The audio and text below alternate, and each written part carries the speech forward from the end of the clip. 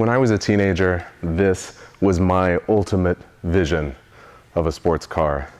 The Porsche 930, or more commonly just known as the Porsche Turbo. If the muscle cars of the Americas in the 70s were patterned after the hard muscles and biceps of men, this was patterned after the luxurious curves of a woman. Or more appropriately, to me, it looked like a coiled cat ready to pounce. Okay, I have to admit, even though I think it looks like a coiled cat ready to attack, sometimes Porsches remind me of frogs, and I'm okay with that. So what makes a Porsche 930 different from your typical 911? Well, like most things Porsche, this originated with racing. FIA Group 5 Racing, where they wanted to try out some of their new turbo technology, required that cars be production cars. A certain amount had to be produced and sold to consumers.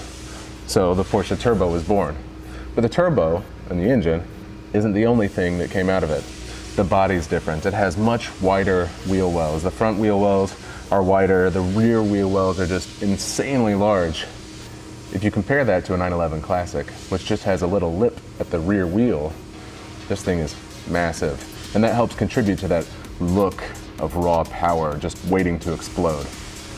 As usual, the interior of a Porsche is always a pleasure. The seats come all the way around. I can feel them up on the sides of my ribs, kind of squeezing you in. So whenever you're in a hard turn, you're not rolling out of your seat at all. It's a wonderful feeling.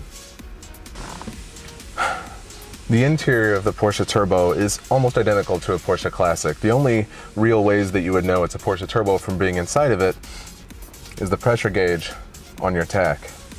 That and the fact that you have turbo branding in a few places as well, like the floor mats. From 1979 or 80 to 1986, they didn't sell these in America due to the emissions regulations.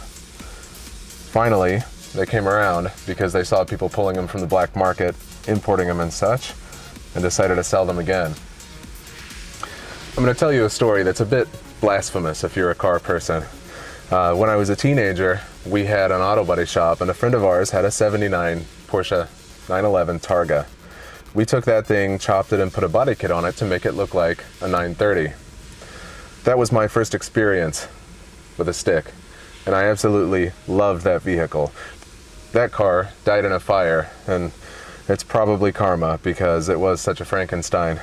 If anybody was familiar with the Porsche Turbo, they would have known there was no Targa in 1979. The Targa, the Cabriolet, and the slant nose were all introduced around 1986 whenever the car was brought back to the American market.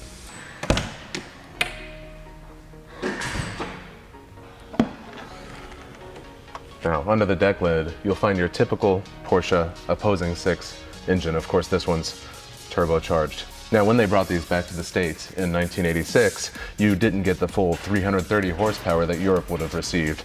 You get closer to 275. It was okay though, because you could at least get your hands on a legitimate non-black market Porsche Turbo again.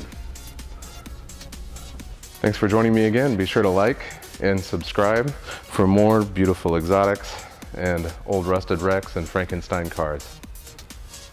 As usual, I want to say thank you to Premier Sports Cars for letting me look at their cars inside their showroom and take these videos. Check out their website at premiercars.com and let me know if there's any cars in their inventory you'd like to see a video of.